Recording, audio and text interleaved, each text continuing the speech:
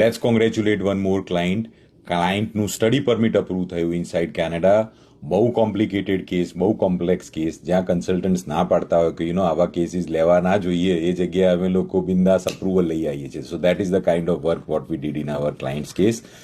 ઘણો ટાઈમ લાગ્યો અપ્રુવલમાં. આઈઆરસીસી જોડે થોડીક ફાઇટ પણ કરવી પડી. Fight in the way that additional document request આવી કે તમારો એક જ સેમિસ્ટર બાકી છે, તમે આખું વરસ પૂરું કરી દીધું સ્ટડી કરવાનું ને તમે તમારી ડીએલઆઈ અપડેટ ના કરી. What were the reason, what were the consequences, funds ક્યાં છે તમારી પાસે સ્ટડી કરવા માટે ફર્ધર, એ બધા કોમ્પ્લિકેશન્સ, બધા કોમ્પ્લેક્સિટીઝને ટેક કેર કરીને finally we got it approved.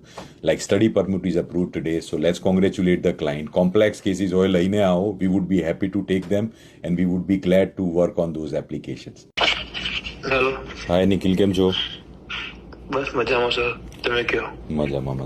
હવે આપણી એપ્લિકેશનમાં બહુ મોટો લોચો થયો છે. શું થયું સર? અપ્રુવલ આવી ગયું, કોંગ્રેચ્યુલેશન. Thank you sir.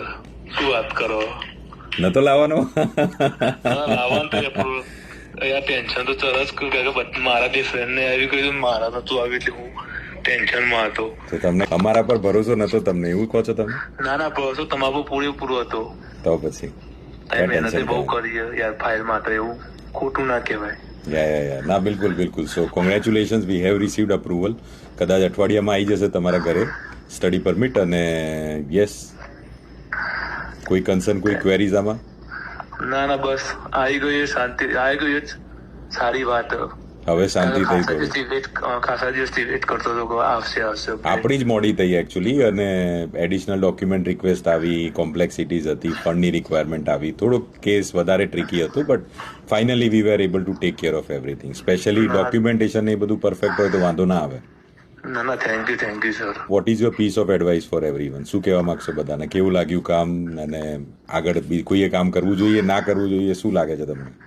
ના હું તો રેકમેન્ડ જ કરું કે તમે મતલબ જેટલી જલ્દી બને એટલું કોન્સન્ટ્રેટ કરો એફઆઈઆર ઇમિગ્રેશનનું, અને એમના જે કોન્ટેક્ટ કરીને તમારી ફાઇલનું જે કંઈ પણ હોય ક્વેરી, તમને એમને કોન્ટેક્ટ કરો અને એ તમને બેસ્ટ સલાહ આપશે, અને ગેટ ટુ ગેટ તમારે જે ડોક્યુમેન્ટ જે જોશે તમને લાવી આપશે. મતલબ પરફેક્ટ છે. આપણા કેસમાં શું કોમ્પ્લિકેશન હતા, થોડાક હાઇલાઇટ કરશો?